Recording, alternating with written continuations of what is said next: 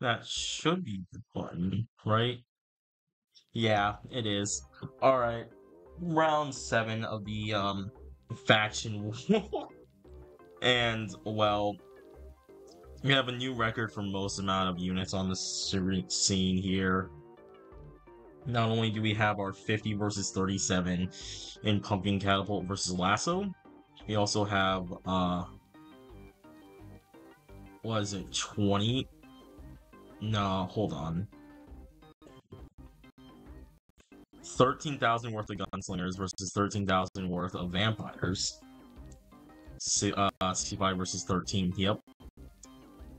We have and then we have 12 Reapers versus 25 Deadeye.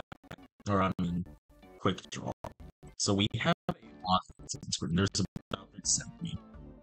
Pumpkin Catapults are obviously going to be huge in this, as well as the Vampires being the second best unit in the game currently on the rankings. So let's go.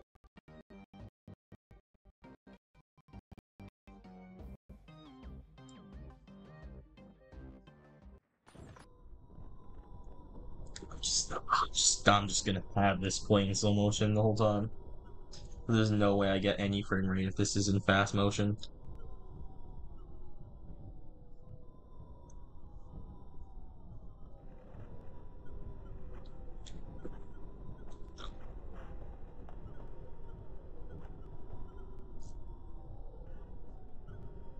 Gunslingers are gonna have a lot, and it's all probably gonna kill. It's all probably gonna rain down on the vampires. They're gonna be like right in that front line instead of actually on top of the vampires or on top of the Deadite or Quick Draw. Because if the vampires can make it to those units, I mean they have a guaranteed win against that.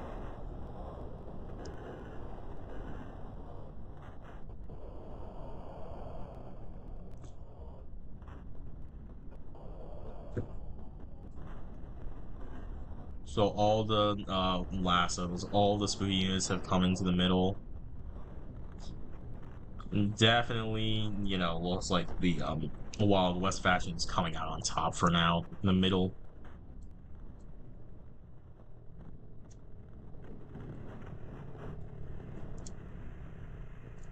Why are some of these such a lighter brown? Like that's the normal catapult brown. How are we looking over here? It's not looking great because of the huge amount of bodies. I mean, if they can rain down like all these pumpkins, well, maybe not these ones because they're dead.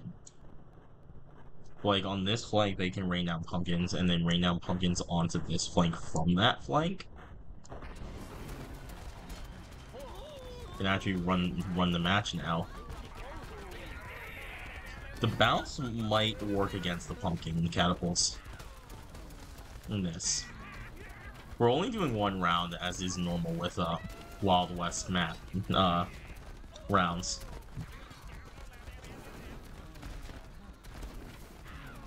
There should still be a bunch of skeleton archers in the back unless they're all dead. Some of them are up. There's like half of them there, and it does actually look like the spooky faction's got this. That pile up of bodies was just too much for the Wild West to get over. My frames are back. Next up is going to be Viking faction versus the Medieval faction. And the real question is whether or not the Medieval faction can deal with all these berserkers and these Valkyries too. It's gonna be the Knights and the King responsibility. Because I mean the King wins 1v1 against Jarl, like every single time. So they gotta weaken down this King a lot so that the Jarl could take him out. Or just kill him outright.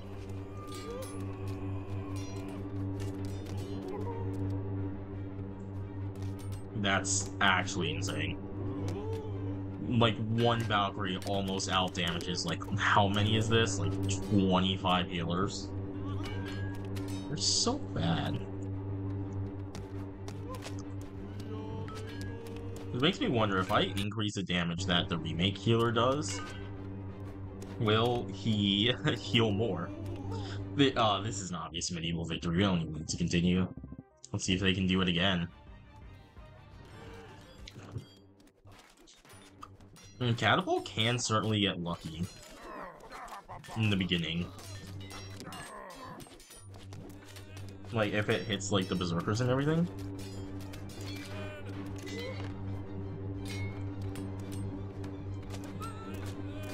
They did not get, like, any of these heroes down. Now the king can just, like, waltz through them with his big old claymore. Two-shot the poor Jarl. The Jarl's already dead.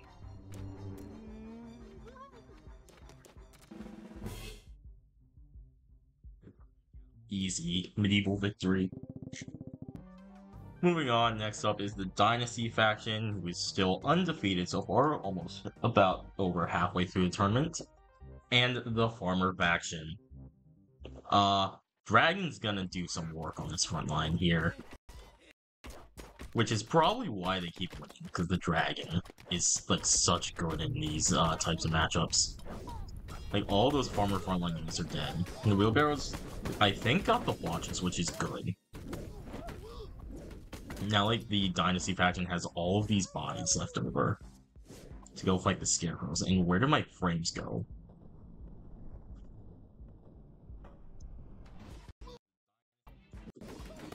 And we have, like, 100 units on the screen. Maybe.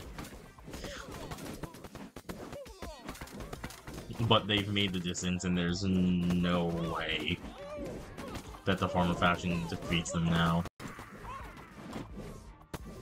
Like, one Monkey King can probably run a train on the Farmer back line.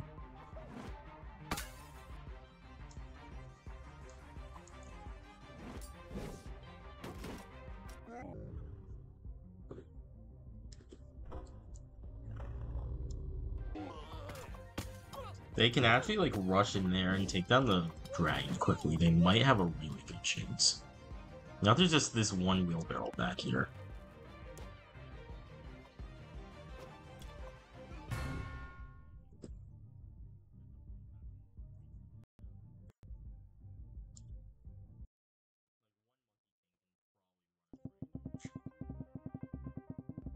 Dynasty takes game 1.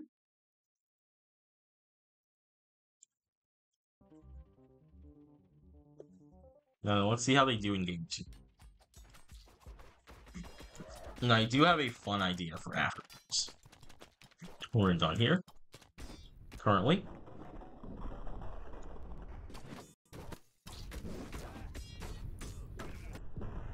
The Dragon has burnt down all of the Farmer front line again.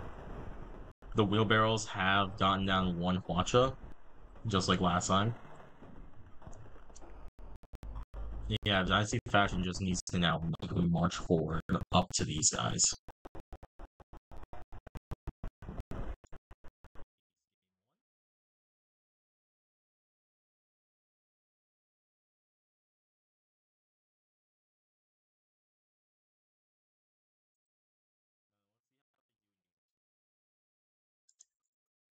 I don't know why it's being this laggy. Because it's not on my end. I still have 0 dropped frames on OBS.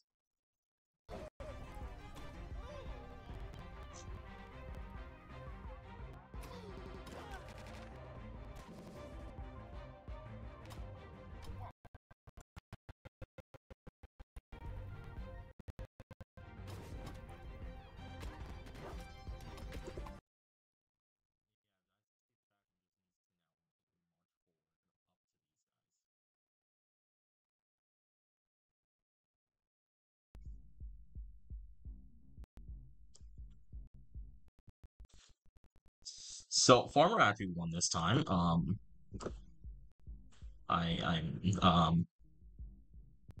game.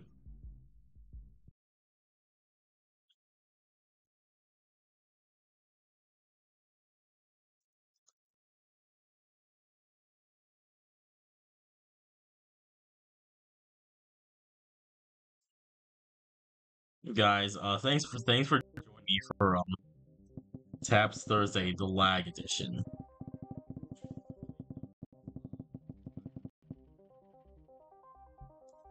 Like, hold on, if I just, like, look up or something, no, that doesn't do anything.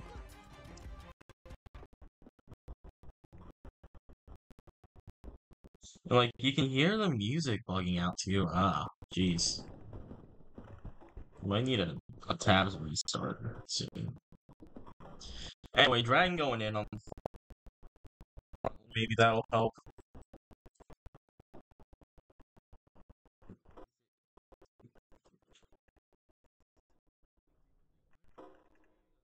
Good idea. I might just delete all my other sources, except for like the 7 I use. Farmer won game 2. I don't know if that got on recording.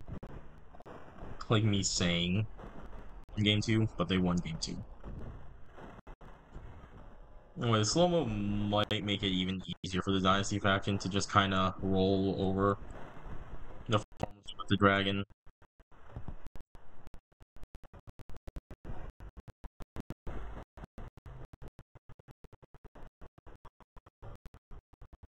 Dragon's doing a backflip now.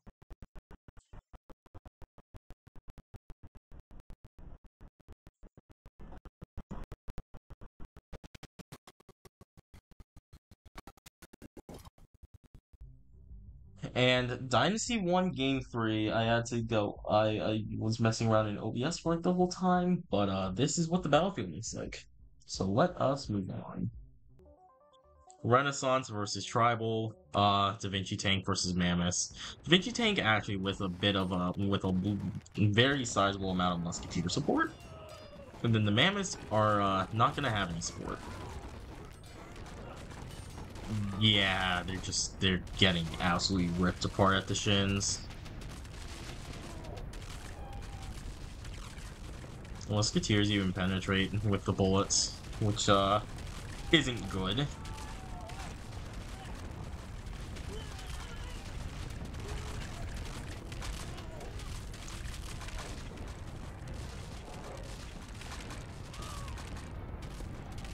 Yeah, unfortunately, the Mammoth support of Spear Thrower gets matched up with the Balloon Archer, so that's a 3v5 because of how we're running this stuff. Obviously, Renaissance wins. Pretty small match, Pirate versus the Light. Under 30k here.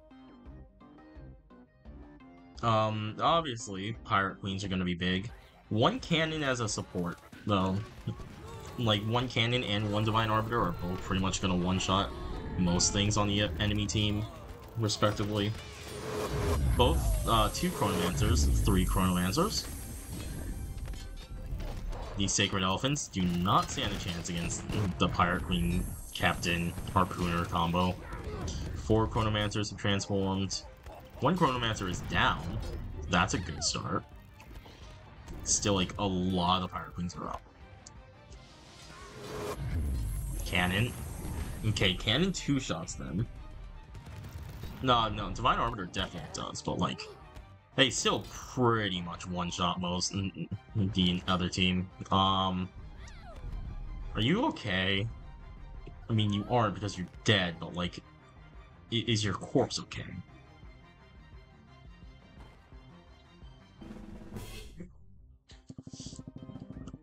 Light faction takes game 1. We'll see if the Pirate faction can adapt and beat it in game 2.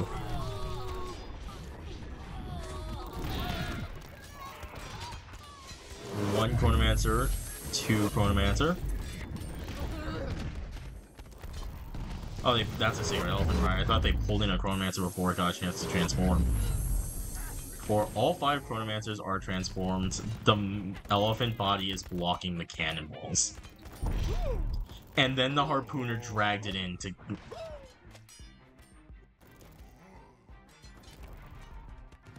Man, chalk it up to the Harpooner to just be an absolute menace to his own team. Dude, the Harpooner brought in that Chronomancer so it could kill the cannon.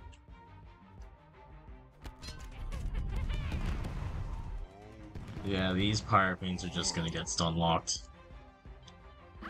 They might, like, you know, absolutely demolish them if they hit, but they aren't gonna hit. So that is a light victory. Dark versus Ancient, go. Tempest Liches are gonna, like, completely demolish this front line. And my frame rate. And then it's just up to, the Ballista to, Well, first they gotta deal with the Shadow Walker in the back. And then they can turn their attention to literally everything else.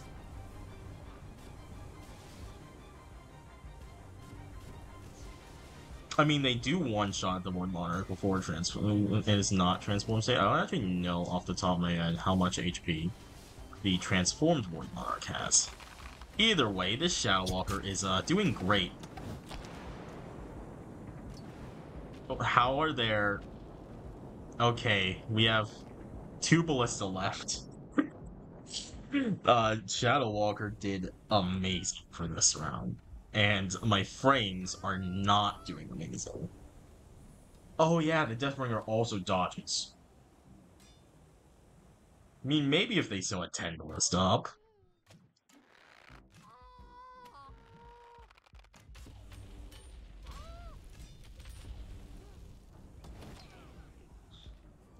They didn't really dodge that, and oh my god, that's so many dark units.